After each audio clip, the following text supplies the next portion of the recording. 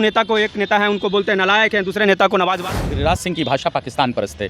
वो पाकिस्तानी संस्कृति से उनकी जो भाषा है वो मिलती है। नमाजवाद कहना, कटमुल्ला कहना, मुल्ला कहना, गरीब दलितों के ऊपर पेशाब कर देना, उनके बाल को छिलवा देना, किसी दलित और गरीब को जो है गोबर खिला देना, किसी गरीब और वंचित और अकलियतों के ऊपर पेशाब। आरएसएस की संस्कृति को मानते हैं जो देश में दशकों तक अपने मुख्यालय पे तिरंगे का अपमान करती है। 3 किसानों के खिलाफ पास हुए थे संसद में, बिल भी पारित हो गया था, लेकिन जनता इस लोकतंत्र में सबसे सर्वोपरि पैदावार हैं, वो जनसंघ के पैदावार हैं, वो बंच ऑफ थॉट के मानने वाले हैं जो देश के तिरंगे को मनहूस कहती है कि विपक्ष सवाल न करे, देश की मीडिया आपसे सवाल न करे, पुलवामा हो जाए आपसे सवाल ना किया जाए, पहलगाम हो जाए आपसे सवाल नहीं। या इंडिया के लोग जब कानून बन गया है तो इन लोग संविधान का मजाक क्यों कर रहे हैं? जो हमारे बहुमत मिला, बहुमत का इन लोग क्यों? व्यक्ति आय की रिपोर्ट जो कि भारत सरकार का डेटा है वो ये बताता है कि 85 लाख ऐसे बिहारी हैं जिनकी आमदनी महीने की सिर्फ 6,000 रुपये। हिंदू मुसलमान पे चुनाव लड़ेंगे या किसी और? दोस्तों मैं हूं सनी संतोष, आप देख रहे हैं बवाल बिहार। दोस्तों हमारे साथ बातचीत करने के लिए आरजेडी के प्रदेश प्रवक्ता हैं आरजू खान जी।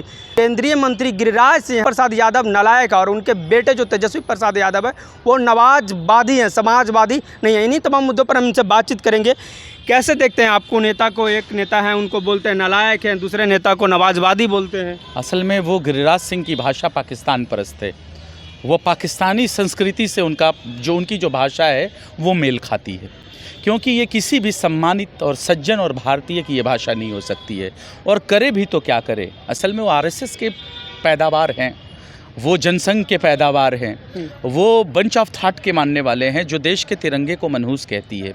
वो उस आरएसएस की संस्कृति को मानते हैं जो देश में दशकों तक अपने मुख्यालय पे तिरंगे का अपमान करती है, तिरंगा नहीं फहराती है।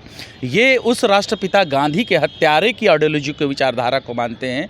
इनकी जो विचारधारा और संस्कृति है वो गोडसेवादी है। तो इनका इस तरीके से उलूल जुलूल बयान देना, उसके अलावा इनका निकम्मापन इनका दिखाता है। बिहार में टेक्सटाइल पार्क्स आए और वो दूसरे स्टेट में चले गए। बिहार एनडीए समर्थित सरकार में 20 सालों में सबसे पिछड़ापन क्यों है, इस पे अगर इनसे सवाल करिएगा तो इनको बातें नहीं करनी आएगी। क्या लग रहा है बिहार में? तो ये पाकिस्तान परस्त भाषा का प्रयोग करते रहते हैं, अपनी संस्कृति और अपने परवरिश का असर दिखाते रहते हैं। और इनकी परेशानी है, मजबूरी है, हताशा है और ये निराशा है कि देश के हिंदू मुसलमान को ध्रुवीकरण की राजनीति करके लड़ाना चाहते हैं। इनको देश के हिंदू मुसलमान की एकता से डर लगता है, इसलिए ये ऐसे बयान देते हैं सिर्फ अपने आप को गद्दी में बिठाए रखने के लिए, क्योंकि ऐसे बयानवीरों को भारतीय जनता दल पसंद करती है। क्या लग रहा है बिहार में जो चुनाव हो रहा है, देखिए यहाँ पर गिरिराज से हिंदू मुसलमान करने की कोशिश करें, ऐसा लग रहा है उनके बातों से। क्या आप लोग हिंदू मुसलमान पे चुनाव लड़ेंगे या किसी और मुद्दा पे चुनाव लड़ेंगे? हम बिहार के 14 करोड़ बिहारियों की अस्मिता की बात करेंगे, हम डेटा बेस्ड बातें करेंगे। जो बिहारी 5 करोड़ से ज़्यादा एनडीए समर्थित सरकार में जो पलायन कर रहा है, हम उस पर बात करेंगे। आपने बिहारियों को उनके खुद प्रदेश में कितना रोज़गार दिया, हम उस पर बात कर रहे हैं। प्रति व्यक्ति आय की रिपोर्ट जो कि भारत सरकार का डेटा है वो ये बताता है कि 85 लाख ऐसे बिहारी हैं जिनकी आमदनी महीने की सिर्फ 6,000 रुपये है। हम उनकी आय कैसे 2 गुनी 4 गुनी हो जाए, हम उस पर बात करेंगे। बिहार सबसे गरीब राज्य है। बिहार में सबसे ज़्यादा बिजली यूनिट दर अगर महंगा है तो वो बिहार का है। उनको कितनी सस्ती बिजली मिली, हम उस पर बात करेंगे। हम बात करेंगे कि शिक्षा के लिए बिहार का नौजवान जो छात्र है वो दूसरे राज्यों में क्यों पलायन करता है, हम उसकी अच्छी शिक्षा सुविधा के लिए बिहार की बिहारियों की बात करेंगे।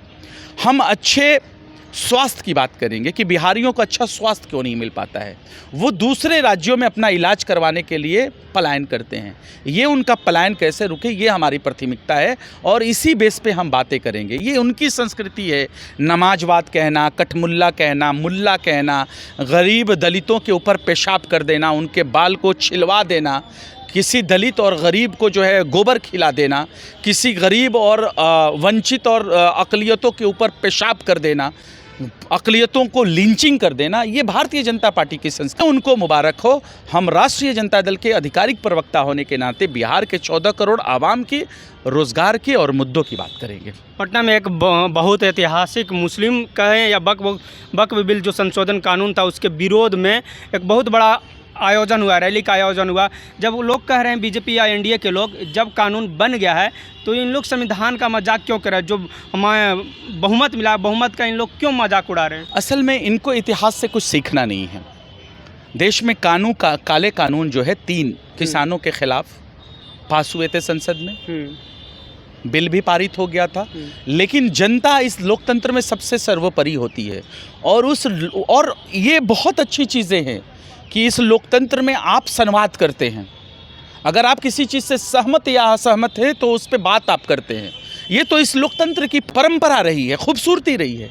आप चाहते हैं कि विपक्ष सवाल न करे, देश की मीडिया आपसे सवाल न करे, पुलवामा हो जाए आपसे सवाल ना किया जाए, पहलगाम हो जाए आपसे सवाल ना किया जाए, हमारे सेना के कितने लोग शहीद हुए हैं इस पे अगर हम सवाल करें तो आप चाहते हैं सवाल ना हो जाए, हमारी जीडीपी कितना ग्रोथ कर रही है आप चाहते हैं सवाल ना करे कोई हमसे। आप लोगों को शिक्षित करना चाहते हैं कि वो आपसे सवाल करने की जो आक्रामकता शैली है वो खो दें। हम ये नहीं होने देंगे।